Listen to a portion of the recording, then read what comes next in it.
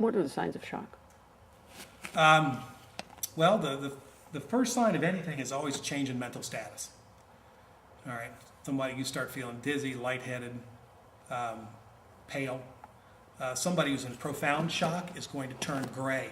It is a horrible sort of gray. It looks like that shirt right there is about a good, I'm sorry, Sensei, you're not getting it. And of course, this is all visual. You're not going to tell anyway.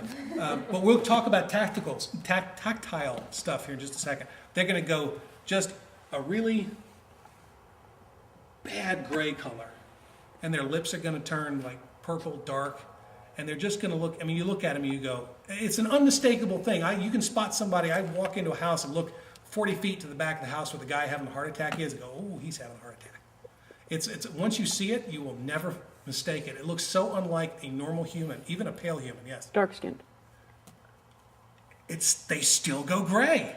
This is still in me. Yeah, they still go this god-awful gray color. It is the most sickening thing. I mean, it literally hits, it hits me viscerally. It really does. You go, oh, this person's not doing well. And they turn this really awful gray color. All right, you got to get them to lie down at that point and stay as calm as possible.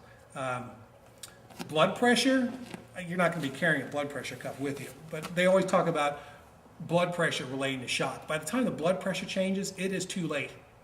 The body will compensate and compensate and compensate by shutting things down. This gray color is the body shutting all the surface blood vessels down and shunting all the blood deep inside. That's why the lips turn blue, because they're not getting any circulation anymore. All this blood is being shuttled down, and they will maintain the blood pressure and maintain the blood pressure until it just can't anymore. And then it goes, poof.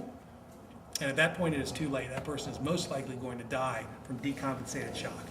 The blood and the body can hold out a long time. It's surprising. It's like the amount of blood it's holding. It's amazing how long it'll hold out.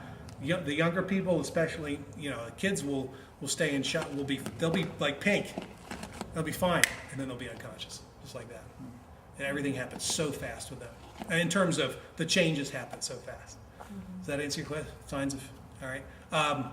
For you, and this obvious on a day like this, it's going to be hard to tell. Profuse sweating. Profuse sweating.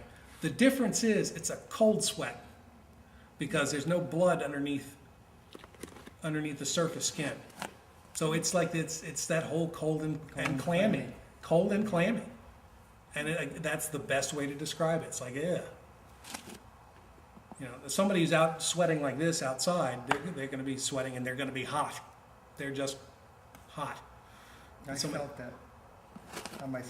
I know exactly what you're talking about. It's a cold and clammy sweating, and then you start feeling weak. And yeah, and then it's time to sit down. Sit down and get a drink. Yeah, and I would say call 911 before you go unconscious.